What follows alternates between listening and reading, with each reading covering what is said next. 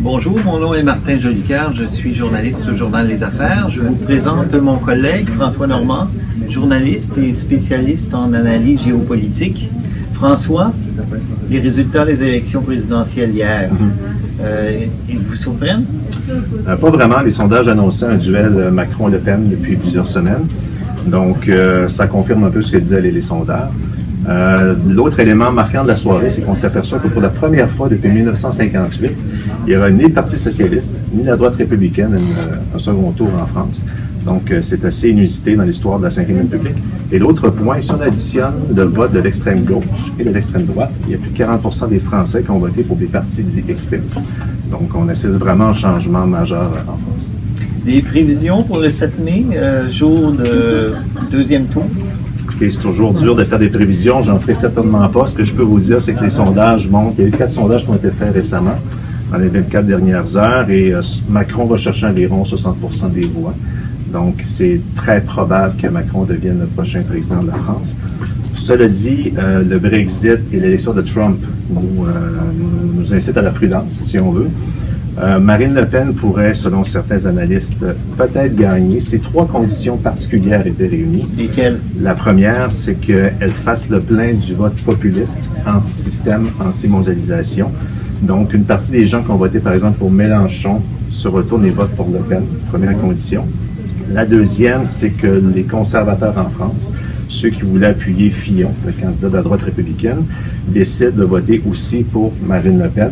On rappellera que le Brexit était possible parce qu'il y a eu une combinaison du vote populiste en Grande-Bretagne et une partie du vote conservateur. Même chose aux États-Unis. Donc, Trump a pu gagner parce qu'il y avait le vote populiste et le vote conservateur.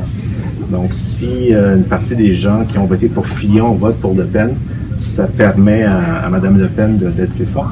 Et finalement, troisième point, et on ne le souhaite pas, mais si jamais il y avait un attentat majeur en France d'ici le 7 mai, de l'ampleur de juillet 2016 à Nice, par exemple, de novembre 2015 à Paris, si ces 3 conditions-là étaient réunies, ça augmenterait effectivement les chances de Mme Le Pen de l'emporter.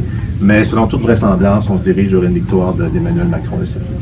Bon, une prévision, ça sera Macron. Les sondages semblent l'indiquer.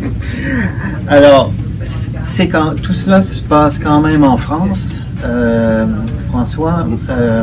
La France, sans être très loin, est quand même à plusieurs milliers de kilomètres de chez nous. Quel serait l'impact? Quels seront les impacts du résultat de ces élections-là? Écoutez, si c'était... Pour nous, pour la France, pour l'Europe et pour le Canada.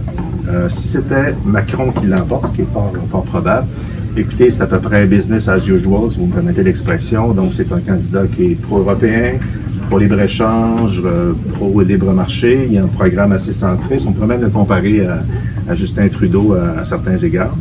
Cela dit, scénario très peu probable. Si c'était Marine Le Pen, là, on arrive dans une rupture, donc une candidate qui voudrait que la France quitte l'Union européenne, quitte la zone euro, qui serait contre l'accord de libre-échange entre le Canada et l'Union européenne. Donc, si c'était Mme Le Pen, c'est clair qu'il y aurait des impacts majeurs au Canada. Mais si c'est M. Macron, comme semble indiquer les sondages, il n'y aura pas beaucoup d'impact et les choses vont continuer comme elles le sont depuis plusieurs années. Bon, ben, très bien. On surveille tout ça. Je vous remercie beaucoup. Merci.